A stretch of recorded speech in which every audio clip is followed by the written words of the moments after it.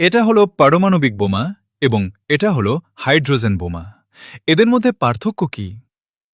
পারমাণবিক বোমা হলো এমন একটি অত্যন্ত শক্তিশালী পারমাণবিক অস্ত্র যেখানে ভারী পরমাণুর নিউক্লিয়াস বিভাজনের মাধ্যমে বিপুল শক্তি খুব অল্প সময়ে মুক্ত হয়। এর ফলে প্রচণ্ড বিস্ফোরণ, তীব্র তাপ, ধ্বংসাত্মক চাপ এবং ক্ষতিকর তেজস্ক্রিয়তা সৃষ্টি হতে পারে।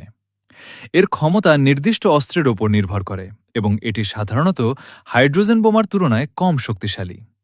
এ ধরনের অস্ত্র তৈরি করতে অত্যন্ত উন্নত প্রযুক্তি, বিশেষ উপকরণ, বিশাল অবকাঠামো ও বিপুল অর্থের প্রয়োজন হয়। তাই এর উৎপাদন ব্যয় ও সময়ের নির্দিষ্ট একটি সংখ্যা বলা যায় না। এর মূল উদ্দেশ্য হল অত্যন্ত বড় মাত্রায় ধ্বংসাত্মক শক্তি সৃষ্টি করা। অন্যদিকে হাইড্রোজেন বোমা বা থার্মোনিউক্লিয়ার অস্ত্র হল আরও শক্তিশালী ধরনের পারমাণবিক অস্ত্র, যেখানে হালকা পরমাণুর নিউক্লিয়াস একত্রিত হয়ে বিপুল শক্তি মুক্ত করে। এই প্রক্রিয়াকে শুরু করার জন্য সাধারণত একটি ফিশন ভিত্তিক ধাপ ব্যবহার করা হয়। ফলে একটি হাইড্রোজেন বোমা সাধারণ ফিশন বোমার তুলনায় অনেক বেশি শক্তি মুক্ত করতে পারে এবং এর বিস্ফোরণের পরিধি ও ধ্বংসাত্মক প্রভাবও অনেক বড় হতে পারে। এটি তৈরি করা অত্যন্ত জটিল এবং এর জন্য আরও উন্নত প্রযুক্তি, গবেষণা, অবকাঠামো ও বিপুল অর্থের প্রয়োজন হয়।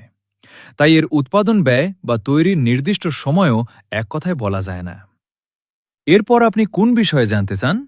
কমেন্ট করে জানান। এমন আরও গুরুত্বপূর্ণ তথ্য জানতে আমাদের সাথেই থাকুন।